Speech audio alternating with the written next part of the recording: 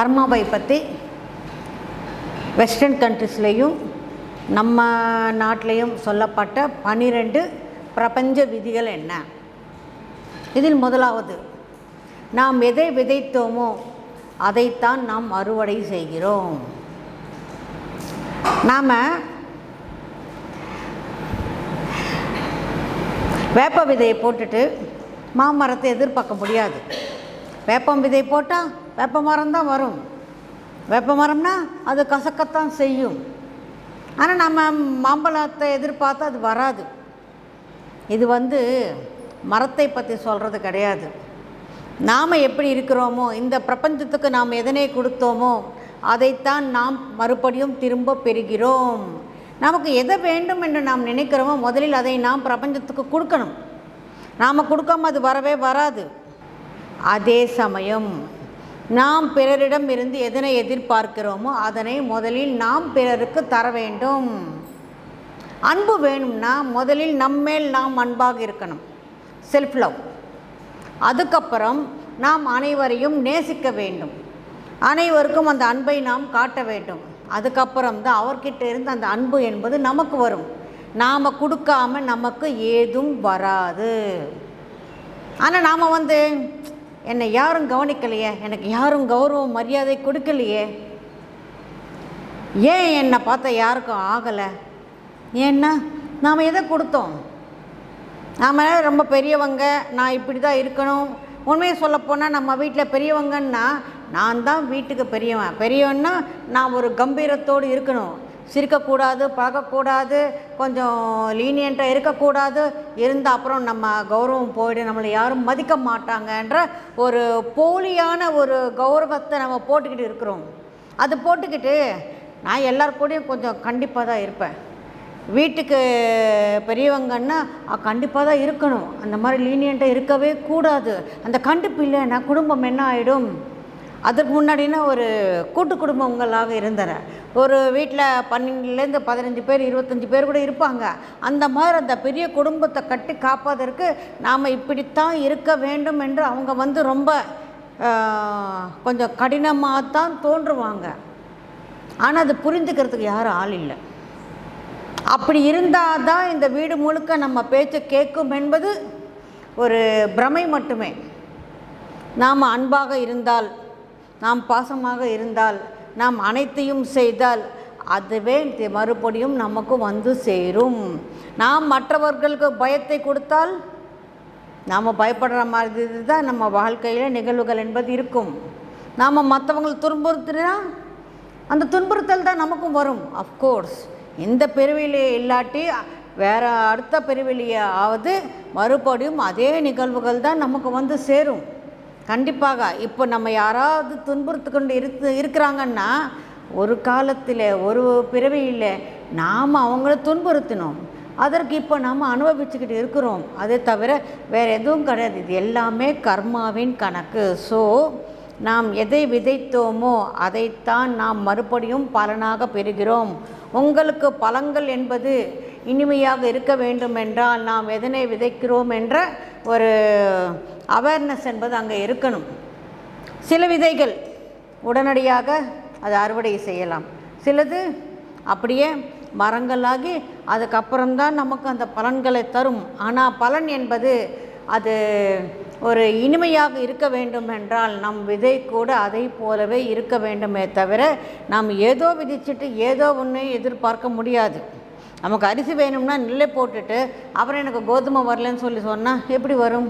நம்ம போட்டது நெல் போட்டால் நெல் தான் வரும், அரிசி தான் வரும், கோதுமை வராதில்லை. அதே மாதிரி தான் இது எக்ஸாம்பிள் சொல்கிறப்ப எக்ஸாம்ஸ் எல்லாம் நல்லா புரியுது. ஆமாம், அது எப்படி நம்ம எதிர்பார்க்குறது? ஆனால் நம்ம வாழ்க்கையில் இருக்கிறது அது ஒத்துக்க முடியல. காரணம் என்ன? நானாக இந்த மாதிரி செஞ்சேன், நான்லாம் அப்படி இருக்க மாட்டேன், இப்போ இல்லை, எந்த பிரிவிலையும் நான் அந்த மாதிரி இருந்ததே கிடையாதுன்னு நம்ம சாதிக்கிறோம். இப்போ இந்த பிரிவில் நம்ம நன்றாக இருக்கலாம், நல்லவண்ணாக இருக்கலாம். ஆனால் முந்தைய பிறவிகளில் நாம் என்ன செய்தோம் என்பது நமக்கு இப்போது அது ஞாபகத்துக்கு இல்லை. அது ஞாபகத்துக்கு இருக்காத போது இந்த விதியை நாம் புரிந்து கொண்டால் ஓகே, எப்போவும் இருந்தது. ஏன் புரிந்து கொள்ளணும்? புரிந்து கொண்டால் மட்டுமே இங்கே அங்கீகாரம் என்பது கூட ஒரு விதி. அங்கீகரித்தால் மட்டுமே அனைத்தும் நடக்கும். இது முதலாவது. எதை விதைத்தோமோ அதனைத்தான் நாம் பலனாக பெறுகிறோம். இரண்டாவது, படைப்பின் விதி. நாம் எதை படைக்கிறோம்? நமக்கு என்ன வேணும் என்பது நமக்கு கிடைக்கிறது இல்லை, நாம் எப்படி இருக்கிறோமோ அதுதான் நமக்கு கிடைக்கிறது. ஃபார் எக்ஸாம்பிள், எனக்கு ஒரு 100 கோடி ரூபாய் வேணும் அப்படின்னு கேட்குறோம். நான் எவ்வளோ கேட்டேன்னு தெரியுமா, எவ்வளோ சாமி கும்பிட்டேன் தெரியுமா, எவ்வளவு உபவாசங்கள் இருந்தேன், விரதங்கள் செய்தேன், நோன்புகள் இருந்தேன், எவ்வளவெல்லாம் நான் சாமிக்கு முடிச்செல்லாம் போட்டு வச்சுருந்தேன், எத்தனையோ செய்தேன். ஆனால் எனக்கு எதுவுமே வரல. காரணம் என்ன? நாம் எப்படி இருக்கிறோம்? நாம் யாருக்கும் எந்த உதவியும் செய்யாமல் நம்ம சட்டப்பையிலேருந்து ஒரு 10 ரூபாய் கூட கொடுக்காமல் நாம் இருக்கிறோம். இங்கே நாம் கஞ்சத்தனமாக இருந்துட்டு அங்கே அந்த இயற்கையை நாம் எனக்கு 100 கோடி வேணும்னு கேட்டால் எப்படி கொடுக்கும்? கேட்குறது நல்லா தான் இருக்குது, அதன்படி நாம் இங்கே நல்லா இருக்கணும். நமக்கு ஒருத்தர் கொடுக்கணும்னு நம்ம எதிர்பார்க்குறோம் இல்லை? அதாவது கடவுளாகட்டும், இயற்கை ஆகட்டும், எப்படி ஆகட்டும், ஒருத்தர் நமக்கு 100 கோடி கொடுக்கணும்னு நம்ம எதிர்பார்க்கும் போது நம்மக்கிட்ட இருப்பதை நாமும் கூட கொடுப்பதற்கு முன் வரணும். ஓகே, இவங்க கொடுக்குறாங்க அதனால்தான் கேட்குறாங்க. கொடுப்பவர்களுக்கு கொடுக்கப்படும், கேட்பவர்களுக்கு கொடுக்கப்படாது. நாம் இங்கே கொடுத்துக்கிட்டு இருந்தால் நாம் கேட்டது நமக்கும் இங்கே வரும், நமக்கு இங்கே கொடுக்கப்படும். இதுதான் இங்கிலீஷில் ரொம்ப அழகாக சொல்லுவாங்க, you attract what you are, not what you want. நீங்கள் எப்படி இருக்கிறீங்களோ அதைத்தான் நீங்கள் ஈர்ப்பீர்களே தவிர நீங்கள் கேட்டது அனைத்தும் உங்களுக்கு தயவு செய்து அது வந்துடாது. ஸோ நாம் கேட்டது நமக்கு கிடைக்கணும்னா நாம் அதனை பிறருக்கு கொடுப்பதற்கு தயாராக இருக்கணும். இது சில மதங்களில் ரொம்ப அழகாக இருக்கும், எல்லா மதங்களிலேயும் இருக்கும். உங்ககிட்ட எவ்வளவு இருக்குதோ அதில் இருந்து ஒரு 10% நீ தானமாக கொடுக்கணும். ஒரு 10 ரூபாய் இருந்தால் 1 ரூபாய் கொடுக்கணும். என்கிட்ட இல்லவே இல்லை, என்கிட்ட இருக்கிறதே ஒரு 10 ரூபாய், எனக்கு 10 கோடி வந்தால் நான் 1 கோடி தரேன். நீ தரலாமாப்பா, ஆனால் இப்போ நீ தரியா இல்லையா, நீ கொடுக்குறியா இல்லையா என்பது தான் இந்த பிரபஞ்சம் பார்க்கும். உங்ககிட்ட இருக்கிற 10 ரூபாவும் கொடுக்க சொல்ல, அதிலிருந்து 1 ரூபாய். இந்த 10 ரூபாவே எனக்கு பத்தலை, அது பத்தலைன்னு சொல்லி தானே நான் கேட்குறேன். என்கிட்ட இருக்கிறது கூட நான் கொடுத்துட்டு அப்புறம் எனக்கு எப்படின்னு நாம் வேறு விதமாக யோசிக்கிறோம். உங்ககிட்ட இருக்கிற 10 ரூபாய் மொத்தத்தையும் கொடுத்துட்டு சொல்லலை, அதிலிருந்து 1 ரூபாய் கொடுப்பது என்பது மிக மிக அவசியம். நமக்கு 1008 இங்கே இருக்குது, நமக்கே இல்லையே. நமக்கு இல்லைன்னா நாம் போய் யாரை கேட்குறது? என்னாலலாம் யாரையும் கேட்க முடியாது. கேட்டு அந்த மாதிரி வாழணும்னா ஒன்றும் இல்லை. அந்த மாதிரி கேட்டு வாழ்கிறத விட நாம் இறந்து போகலாம். அப்பேற்பட்ட வாழ்க்கையே எனக்கு தேவையில்லை. நாம் ரொம்ப கற்பனை ஜாஸ்தியாக இருக்குது. இதெல்லாம் ஒரு வரட்டு கௌரவத்தை காட்டுது. அவ்வளோ ஈகோவெல்லாம் தேவையே இல்லை. புத்தர் ஒரு ராஜாவின் மகன், அவன் நாளைக்கு அந்த நாட்டுக்கு ராஜா ஆக போகிறான். எல்லாத்தையும் உதறி தள்ளிட்டு துறவியானார். துறவியானால் ஒரு நாளைக்கு ஒரு வேளை தான் அவர் சாப்பிடுவார். அது கூட ஊர் முழுக்க போய் கேட்டு சாப்பிடுவார். ஒரு ராஜாவாக அதுவும் கால் கீழே வைக்காமல் அப்படி பொத்தி பொத்தி பொத்தி வளர்த்தாங்க, பார்த்துக்கிட்டாங்க. அப்பேற்பட்டவர், நான்லாம் எப்படி பிறந்தேன்னு தெரியுமா, நான்லாம் எப்படி வளர்ந்தேன்னு தெரியுமா, எங்கள் அம்மா அப்பாலாம் என்னை எப்படி பார்த்துக்கிட்டாங்க தெரியுமா, இப்போ ஒரு வேளை சோத்துக்காக நான் போய் தெருவாக பிச்சை எடுத்து சாப்பிட்ணுமான்னு அவர் நினைக்கலையே. இத்தனைக்கும் அவர் ஒரு உண்மையை தேடி போனார். அந்த உண்மை அவருக்கு அவசியம் இல்லை. ஏன் துக்கம் இருக்கிறது இந்த பிரபஞ்சத்தில்? துக்கத்துக்கு காரணம் என்ன? மரணம் ஏன் இருக்கிறது? வியாதி ஏன் இருக்கிறது? முதுமை ஏன் வருகிறது? இது எதுவும் அவருடைய பிரச்சனையே இல்லை. ஒரு நாள் பார்த்தார், இந்த மாதிரி சமுதாயத்தில் இத்தனை பிரச்சனைகள் இருக்கா? அவருக்கு எதுவுமே இல்லை. அவர் ராஜா மாதிரி நல்லா ஜம்முன்னு இருக்கிறாரு. மனைவி, குழந்தைங்க எல்லாமே இருக்குது. அவருக்கு ஒரு குடும்பம் இருக்குது. இத்தனை இருந்தும் அவருக்கு எது பிரச்சனை இல்லாட்டியும் அந்த பிரச்சனைகள் எல்லாமே பார்க்கும் போது அடுத்த ஒரு பிரச்சனைக்காக இவர் புத்தரானார். இவர் துறவத்தை எடுத்தார். ஆனால் நமக்கே பிரச்சனை இருக்குது. அந்த பிரச்சனைக்காக நம்ம வருத்தப்பட்டு கொண்டு இருக்கிறோமே தவிர அதுக்கு ஏதாவது நம்ம முயற்சி செய்கிறோமா? இதுதான் கேள்வி.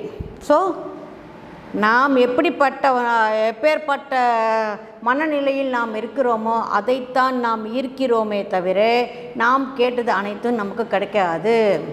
What you attract, what you are.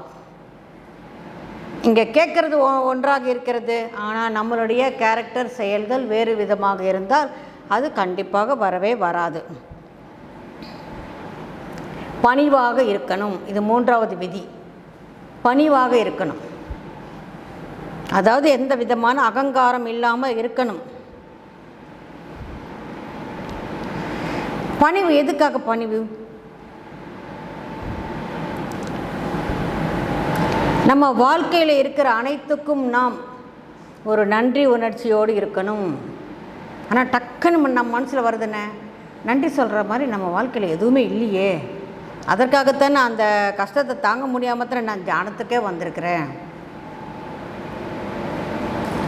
இதில் ஒரு உண்மை என்னன்னா, நமக்கு ஒரு ஆன்மீக தேடல் வேணும். நம்ம ஆன்மீக தேடல் பல பிறவிகளாக இருக்குது. அதற்கு முன்னாடி நாம் ஆன்மீகத்தில் நிறைய சாதனை செய்து எத்தனையோ தியானங்கள் செய்து தான் நம்ம இங்கே வந்திருக்கிறோம். மறுபடியும் இது தொடரணும். இந்த வாழ்க்கையில் நம்ம வரப்போ எல்லாமே ஞாபகம் வச்சுக்கிட்டு வரோம். ஆனால் எப்போ இந்த பிறவிக்குன்னு நம்ம இந்த பிறப்பு என்பது வந்துடும், அது எல்லாமே மறந்துடும். ஈவன் ஔவையார் கூட முருகா உன்னை நான் மறக்கா வரம் வேண்டும் கேட்டார். எதுக்கு?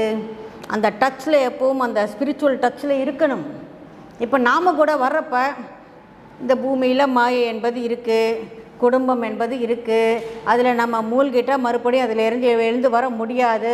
ஸோ இதிலேருந்து நான் வெளியில் வரணும்னா எனக்கு இந்த பிரச்சனை இருந்தால், இந்த ப்ராப்ளம்ஸ் இருந்தால், இந்த சோகம் இருந்தால், இந்த இழப்பு இருந்தால், அதனை தாங்க முடியாமல் மறுபடியும் நான் இந்த தியானத்துக்கு வர வேண்டும்னு நமக்கு நாமே ஒரு குறிப்பு போட்டுக்கிட்டு தான் வந்திருக்கிறோம். அதனால்தான் இத்தனை பிரச்சனைகள் இருக்குது. ஏன்னா ஆன்மீகம் என்பது நாம் எல்லாமே நல்லா இருக்கும் போது அதனுடைய கண்ணோட்டம் நமக்கு இருக்கவே இருக்காது. நீங்கள் போய் சொல்லுங்கள், தியானம் செஞ்சால் நாம் எந்த விதமான நோய் நொடிகள் இல்லாமல் ஆரோக்கியமாக இருக்கலாம், அமைதியாக இருக்கலாம், மனசாந்தியோடு இருக்கலாம், நம்ம வாழ்க்கை என்பது எப்பவும் சந்தோஷமாக இருக்கும். நான் ஒருத்தர் சொன்னார், நீங்கள் சொல்கிற எல்லாமே இப்போ எனக்கு இருக்க, நான் எதுக்குங்க தியானம் பண்ணணும்? நான் இப்போ அமைதியாக இருக்கிறேன், நான் ஆரோக்கியத்தோடு தான் இருக்கிறேன், எனக்கு எந்த விதமான பிரச்சனை இல்லை, நான் ஏன் தியானம் பண்ணணும்? அப்போ அவருக்கு எப்படி தியானத்தை சொல்லிக் கொடுக்குறது? ஒன்றே ஒரு கேள்வி தான், இப்போ அனைத்தும் இருக்குது, இது நாளைக்கு இருக்கும் என்ற ஒரு உத்தரவாதம் உனக்கு இருக்கா? கிணறு தோண்டி வச்சா தான் நாம் தாகத்துக்கு தண்ணி குடிக்க முடியும். தாகம் எடுத்த பிறகு கிணறு வெட்ட முடியாது இல்லை? அதே மாதிரி தான் இப்பொழுது நீங்கள் இந்த தியானத்தை கற்றுக்கொள்ளுங்கள். நாளைக்கு கச்சிதமாக அது உங்கள் வாழ்க்கைக்கு கண்டிப்பாக அது உதவும். எப்பொழுதும் ஒரே மாதிரி வாழ்க்கை என்பது இருக்காது, அது கண்டிப்பாக நமக்கு உதவும். இந்த தியானத்தை நாம் செய்வதற்காக, இந்த ஆன்மீகத்துக்கு வருவதற்காகத்தான் நாம் இதை அனைத்தையுமே நாம் இங்கே கொண்டு வந்திருக்கிறோம். ஸோ நம்ம வாழ்க்கையில் இருக்கிற அனைத்துக்கும் நாம் முதலில் அங்கீகாரத்தோடு இருக்க வேண்டும், பணிவோடு இருக்க வேண்டும். பணிவு இல்லைன்னா எதுவும் வராது. அனைத்துக்கும் அடக்கம் என்பது மிக மிக அவசியம். நான்லாம் இதை கேட்க மாட்டேன், அவங்க யார் இதெல்லாம் சொல்கிறதுக்கு, எனக்கு எல்லாமே தெரியும். எனக்கு தெரியாததா? எப்பேற்பட்ட மகான்களாகட்டும், கட்டுறது கைமண் அளவு அல்லாதது உலகளவுன்னு நமக்கு என்ன தெரிஞ்சிருக்கு, நாம் என்ன தெரிந்து கொள்ள வேண்டும்? இந்த தெரிந்து கொள்வது என்பதற்கு ஒரு முடிவென்பது இந்த பிரபஞ்சத்தில் இல்லவே இல்லை. நாம் கற்றுக்கொண்ட இன்னும் இன்னும் இன்னும் இன்னும் மேலும் வந்து கொண்டே தான் இருக்கும். ஒரு யூனிவர்சிட்டி ப்ரொஃபஸர் அவர் ரிட்டையர் ஆனார். என்னங்க செய்கிறீங்க, இத்தனை நாள் நீங்கள் ஒரு ப்ரொஃபஸராக இருந்து எத்தனையோ பேருக்கு பிஹெச்டிக்கெல்லாம் நீங்கள் கைட் பண்ணியிருக்கிறீங்க, இப்போ நீங்கள் எப்படி இருக்கிறீங்க, உங்களுக்கு போர் அடிக்கலையாண்ணா? போரா? டைம் இல்லைன்னு சொன்னார். ரிட்டையர் ஆகிட்டீங்க, என்னங்க நீங்கள் இன்னுமா நீங்கள் யூனிவர்சிட்டிக்கு போகிறீங்க, எங்கே டைம் இல்லைன்னா? நான் அன்றாடம் எப்பவும் நித்தம் ஒரு மாணவனே. இப்பொழுது நான் எதையெல்லாம் செய்ய வேண்டும் என்று நான் நினைத்து கொண்டு இருக்கிறேனோ அதை அனைத்தையுமே இப்பொழுது நான் ஒரு 4 புக்கு எழுதுறதுக்காக அந்த முயற்சியில் நான் இருக்கிறேன். இத்தனை நாள் நான் வேலையில் இருக்கும்போது எனக்கு அந்த டைம் கிடைக்கல. ஆனால் என்ன செய்யணும்? அவர் நாவல் ஒன்றும் எழுதலை, அவர் ஒரு ரிசர்ச் பேப்பர்ஸ்க்காக அவர் எத்தனையோ 4 விதமாக 4 பக்கமும் செஞ்சுக்கிட்டு இருக்கிறாரு. எனக்கு டைம் இல்லைன்னு சொன்னார். அப்துல் கலாம். இதுக்கு பெஸ்ட் எக்ஸாம்பிள் பணிவுன்னு அப்துல் கலாம் ஐயா தான். அவர் இருந்த பொசிஷன் என்ன? President of India. இந்தியாவிலேயே the highest post president of இந்தியாவை இருந்தார். அதுக்கப்புறமா 5 வருஷம் கழித்து அவர் வந்துட்டார். வந்த பிறகு அவர் என்ன செஞ்சார்? மறுபடியும் டீச்சிங்க்கு தானே வந்தார். சின்ன சின்ன ஸ்கூல்ஸுக்கு போய் பசங்களுக்கு எல்லாருக்குமே அந்த மோட்டிவேஷ்னல் ஸ்பீச் பசங்களோட பசங்களாக அவர் இருந்தாரே தவிர, நான்லாம் பிரசிடெண்ட்டு, இந்தியாவுக்கு நான் தான் நம்பர் 1, ஐ ஆம் தி ஃபஸ்ட்டு குடிமகன் ஆஃப் திஸ் கண்ட்ரி, நான்லாம் ஏன் இந்த சின்ன பசங்களோட நான் ஏன் இருக்கணும், ஏன் போகணும்? இல்லை, அங்கே இருக்கிற வரைக்கும் நம்ம பிரசிடெண்ட்டு. அங்கேருந்து வெளியில் வந்துட்டால் எல்லோரும் போல அவரும் ஒரு சயின்டிஸ்ட் எப்போவுமே அந்த உள்ளத்தில் அந்த அனைவருக்கும் சேவை செய்ய வேண்டும். இது எப்படி நாம் செய்யணும்? அப்துல் கலாம் ஐயா இருக்கிறப்போ டிஆர்டிஓவில் மாபெரும் எத்தனையோ ரிசர்ச் என்பது நடந்தது. அது வரைக்கும் எதுக்குங்க, அவர் ஒரு ஹாஸ்பிட்டலுக்கு போனார். அங்கே காலுக்கு ஒரு மெட்டல் போடுவாங்க. அது வெரி ஹெவி. அதை போட்டுக்கிட்டால் நடக்கிறதுக்கு கூட கஷ்டம். அது பார்த்து அவர் கண் கலங்கினார். ஓ, எவ்வளவு பாரமாக இருக்குமா ஒரு கால் போயிட்டா ஒரு நபருக்கு எவ்வளோ கஷ்டம்னு. அப்போ அந்த டாக்டர் சொன்னாரா, நீங்கள் மனசு வச்சு அவங்களுடைய கஷ்டத்தை தீர்க்கலாம். என்ன செய்யணும்? நீங்கள் ஒரு ராக்கெட்டுக்காக ஒரு மெட்டல் யூஸ் பண்ணுறீங்க. அது very strong, at the same time very very light. அந்த மெட்டல் நீங்கள் எங்களுக்கு தந்தால் அதில் கால் செஞ்சு போட்டுக்கிட்டால் அவங்களுக்கு ரொம்ப சுகமாக இருக்கும். இந்த கால் எப்படி இருக்கோ அதே மாதிரி இந்த கால் கூட ஒரு இயற்கை காலாகவே அவங்களால ஈஸியாக நடக்க முடியும். அதை அவர் புரிஞ்சுக்கிட்டார். அந்த கால் 16 கிலோவோ என்னமோவா. இப்போ இருக்கிற கால் just only 1 kilo and yard தான். அதை அவர் செஞ்சு கொடுத்தாரு. அவர் அந்த செஞ்சு கொடுத்த அந்த காரணத்துக்காகத்தான் இப்போ எல்லாருமே அந்த கால் போட்டுக்கிட்டு நடக்கிறதுக்கு ஈஸியாக இருக்குது. நாட் ஓன்லி ஆக்சிடெண்ட்டில் கால் போகலாம், இல்லை சுகர் கால் எடுத்துடலாம், எத்தனையோ இருக்குது, எத்தனையோ நடக்குது. போலியோ கால் இல்லாமல் இருக்கலாம், எத்தனையோ பேருக்கு அது உதவியாக இருக்குது. காரணம் என்ன? அதெல்லாம் கொடுக்க முடியாது. அதெல்லாம் ராக்கெட்டுக்காக நாங்கள் கண்டுபிடிச்சது. நீ நடக்கிறதுக்காகவா அப்படின்னு அவர் சொல்லலையே. ஹியூமிலிட்டி, அதாவது மற்றவர்களுடைய அந்த ப்ராப்ளத்தை அந்த புரிஞ்சுக்கிற அந்த தன்மை என்பது அது பணிவு இருந்தால் மட்டுமே கிடைக்கும். பணிவு இல்லைன்னா, நாம் பணிவாக இருந்தால் தான் மற்றவங்களுக்கு நாம் என்ன சேவை செய்யணும், அவங்களுடைய ப்ராப்ளம் என்னான்னு புரிஞ்சுக்கிறதுக்கு நாம் முதல்ல அடக்கமாக இருக்கணும். இல்லைன்னா தெரியாது. அதுவா சரி இருக்கட்டும், அது அவனுடைய தலையெழுத்து, நாம் என்ன பண்ண முடியும்? அதுக்கெல்லாம் ஒன்றும் செய்ய முடியாது. அவன் அப்படியே தான் இருக்கணும். இல்லைன்னா கால் இல்லைன்னா நொண்டியாக இருக்க சொல்லுங்கள், இல்லைன்னா 2 பக்கம் கிளச்சர்ஸ் வச்சுக்கிட்டு இருக்க சொல்லுங்கள் அப்படின்னு ஏசி இருக்கலாம். ஆனால் பண்ணலையே. அது பண்ணக்கூடாது. நம்ம ஒவ்வொருத்தர்கிட்டையும் நாம் என்ன தெரிஞ்சுக்கணும், அதுதான். இதெல்லாம் இயற்கையின் விதி. அந்த இயற்கையின் விதிகளோடு அவர் இருந்த காரணத்தினால்தான் அவர் போன பிறகு கூட அப்துல் கலாம் என்று யாரும் சொல்வதில்லை. அப்துல் கலாம் சார், அப்துல் கலாம் ஐயா. இப்போவும் அவர் பேர் சொல்கிறப்ப நமக்கு ஒரு நெகிழ்ச்சி வருது. அவர் மாதிரி இருக்கணும்ப்பா, அவர் மாதிரி வாழணும்ப்பா. ஒரு மனுஷன் கூட அவர் மாதிரி இருக்கணும்னு சொல்லி ஒரு பாவனை விட்டால் போதும், அதுதான் அவருடைய வாழ்க்கைக்கு வெற்றி. அவர் சயின்டிஸ்டாக வெற்றி, நோ இஷ்யூஸ். ஒரு பிரசிடெண்ட்டாக ஒரு வெற்றி. ஆனால் அதோடு சேர்த்து ஒரு ஆர்டினரி சிட்டிசனாக கூட அப்துல் கலாம் ஐயா ஒரு மாபெரும் இடத்தில் இன்றைக்கும் எல்லாருடைய இதயத்திலும் இருக்கிறார். ஒரு நாள் கூட நான் பிரசிடெண்ட் என்ற அந்த அகங்காரத்தை காட்டவே இல்லை. யார் கேட்டாலும் அவங்களுக்கு இன்டர்வியூ கொடுத்துக்கிட்டு தான் இருந்தார், நல்ல பணிகளை செய்துக்கிட்டு தான் இருந்தார். உங்களுக்கு தெரியுமா, அவரை பற்றி இன்னும் சொல்லிக்கிட்டே போகலாம். அவர் பிரசிடெண்ட்டாக இருக்கும் போது அவரை பார்க்குறதுக்கு அவங்க குடும்பத்தார் யார் வந்தாலும் அந்த பில்லெல்லாம் இவர் கட்டினார். அங்கே எத்தனையோ ரூம்ஸ் இருக்குது, ஒரு 5 ரூம் மாத்திரம்தான் அவர் யூஸ் பண்ணார். 2வது பிரசிடெண்ட்டாக இருக்கும் போது நிறைய நாடுகளுக்கு போனால் அவருக்குன்னு நிறைய கொடுப்பாங்க.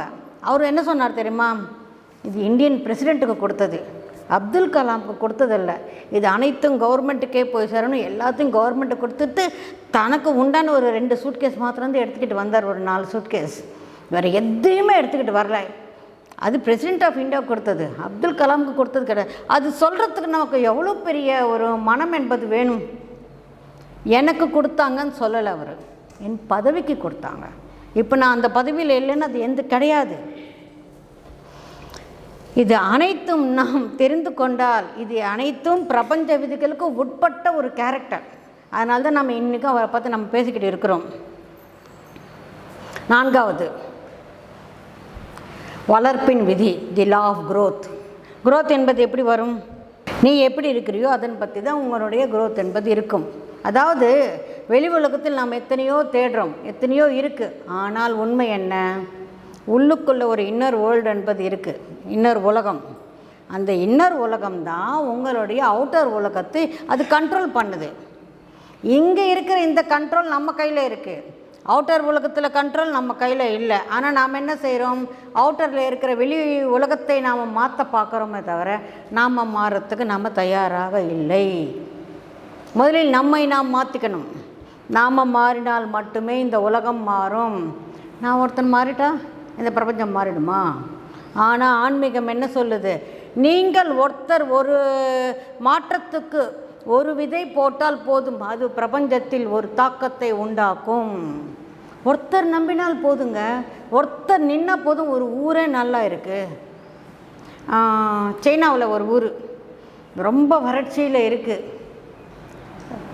எல்லாருமே கஷ்டப்பட்டுக்கிட்டு இருக்கிறாங்க. ஒரு நல்ல ஸ்கூல் இல்லை, ஒரு நல்ல பஸ் வசதி இல்லை, ஒரு ஹாஸ்பிட்டல் இல்லை, அங்கே வேலை செய்கிறதுக்கும் எதுவும் இல்லாமல் எல்லாருமே கஷ்டப்பட்டுக்கிட்டு இருக்கிறாங்க. அப்போ ஒருத்தர் அங்கே அந்த ஊருக்கு தலைவரானார். எல்லாம் பார்த்தார், சரி நல்லாவே இருக்குது. முதல்ல ஊர் மக்களை எல்லாரையும் ஒன்று சேர்த்து நாம் எல்லாருமே சேர்ந்து இங்கே நாம் பயிர் செய்யலாம். ஒன்றுமே இல்லாததுக்கு அவரை நம்பி அவங்க ஒத்துக்கிட்டாங்க.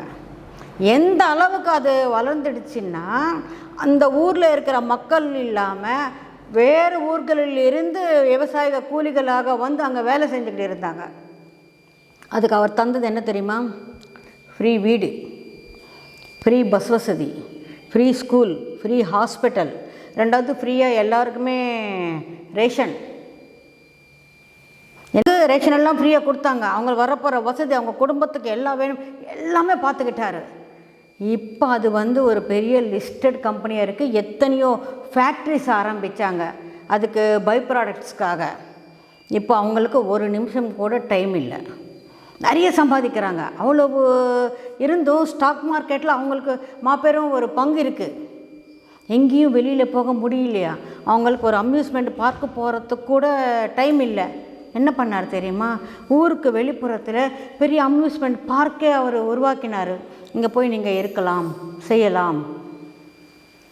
அவர் பேர் பொன்னால் நிரப்பப்படணும். அந்த மாதிரி ஒருத்தர், இந்த மாதிரி நம்ம ஊரில் விட நிறைய பேர் இருக்கிறாங்க. ஒருத்தர் நின்னால் போதும், ஒரு ஊரே மாறிடும். அதை மாதிரி நாம் ஒருத்தர் நினச்சா போதும், நாம் ஒருத்தர் மாறினால் போதும். நாம் மாறினால் நம் குடும்பம் மாறும், நம் குடும்பங்கள் மாறினால் நம் உறவினர்கள் மாறுவார்கள், அவங்க மாறினால் ஒரு சமுதாயம் மாறும், ஒரு சமுதாயம் மாறினால் ஒரு வீடே மாறும்,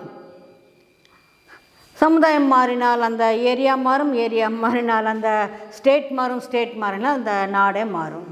ஆனால் நாம் எங்கே நினைக்கிறோம்? நான் மாறிட்டேன், எங்கள் குடும்பம் எல்லாம் மாறிடுச்சு, எங்கள் குடும்பம் ஜான குடும்பம், ஆனால் எங்கள் உறவினர்கள் யாருமே இந்த தியானத்தை செய்கிறதில்லை, சொன்னாலும் கேட்டுக்கிறதில்லை. அவங்க எப்படின்னு கேட்க மாட்டாங்க, நான் சொல்லலை. இது தவறு. நாம் சொல்கிறது எல்லாத்தையும் அவங்க கேட்கணும் என்பது கூட இல்லை. ஆனால் சொல்ல வேண்டியது நம்முடைய விதி, நம் தர்மம். இந்த மாதிரி தியானம்னு ஒன்று இருக்குது, அது இலவசமாக கற்றுக் கொடுக்குறாங்க. ரொம்ப ரொம்ப ஈஸி மெத்தடு, எதுவும் ரூல்ஸு ரெகுலேஷன்ஸும் கிடையாது. அதோடு சேர்த்து இந்த பிரமிட் சக்தியும் நீங்கள் யூஸ் பண்ணிக்கிட்டு ரொம்ப நல்லா இருக்கும்னு சொல்லி தியானத்தை பற்றி ஒரு 4 வார்த்தை அவங்க கேட்டாலும் கேட்காட்டியும் நமக்கு என்ன, நம்ம சொல்கிறப்பவே நம்ம கலாய்ப்பாங்க, நம்மளை கிண்டல் பண்ணுவாங்க, எல்லோரும் முன்னாடியே நம்ம ஒரு ஜோக்கராக நம்மளை ட்ரீட் பண்ணுவாங்க, அது நமக்கு வந்து சரிப்பட்டு வராது, எங்களுக்கெல்லாம் சொல்கிறது வேஸ்ட்டு அப்படின்னு நம்ம நினச்சிக்கிட்டு இருக்கிறோம். அதில் ஒருத்தருக்கு ஒரு நொடியில் ஒரு மாற்றம் வந்தாலும் அதுக்கு நாமே காரணம். அந்த மாற்றத்தை தடுத்தது யார்? கண்டிப்பாக நாம். காரணம் என்ன? வரட்டு கௌரவம், ஏதோ ஒரு பயம், எல்லோரும் முன்னாடியும் நம்மளை சிரிக்க வச்சுடுவாங்களே என்ற பயம். சிரித்தா சிரிச்சிட்டு போகட்டும், அதுக்கும் நமக்கும் சம்மந்தமே இல்லை. சிரித்து அவங்க பல்லு தான் தெரியுது, நமக்கு என்ன ஆச்சு? ஒன்றும் ஆகலை. நம்மளை பற்றி யாரும் சிரிக்கக்கூடாதுன்னு சொல்லி நினைக்கிறது கூட ஒரு தவறு. ஏன்னா அதை தாண்டி ஒரு பெரிய மனதோடு என்ன வேணும் என்பதை அவர்களுக்கு நாம் கொடுக்கும் போது எடுத்துக்கிட்டும், எடுத்துக்கலைன்னா போகட்டும், வற்புறுத்தக்கூடாது. நீ வந்து பாரு, செஞ்சு பாரு, நான் தான் இத்தனை வருஷமாக இத்தனை நாளாக செய்கிறேனே, இந்த 3 மாதத்துலேயே எனக்குள்ளே எத்தனை மாற்றங்கள் தெரியுமா, ஏன் இதை நீங்கள் புரிஞ்சுக்க மாட்டேன்றீங்கன்னு அவங்க புரிஞ்சிக்க வேண்டாம். நம்ம புரிஞ்சுக்கிட்டோம். நம்மளை யார் புரிஞ்சுக்கிறாங்களோ அவங்களுக்கு சொல்லலாம். பட் சொல்கிறது என்னமோ எல்லாருக்கும் சொல்லணும். அதில் யார் புரிஞ்சுக்கிறாங்களோ, யார் நம்மளை மறுபடியும் 2வது வாட்டி உதவின்னு தேடி வர்றாங்களோ அவங்களுக்கு நாம் கண்டினியூ பண்ணலாம். பட் சொல்கிறது மாத்திரம் உறுதி. ஸோ அனைவருக்கும் தியானத்தை சொல்லித்தாருங்கள். ஸோ நம்முடைய வளர்ச்சி வரணும்னா முதலில் நம்ம உள்ளுக்குள்ளே இருக்கிற நம்முடைய பாவனைகள், சிந்தனைகள், நம்முடைய கேரக்டர் என்பது மாறினால் மட்டுமே வெளி உலகம் மாறுமே தவிர, வெளி உலகத்தை மாற்றணும்னு சொல்லி நம்ம முயற்சித்தால் உள்ளுக்குள்ளே மாறாமல் வெளியிலே மாறாது. That is law of growth.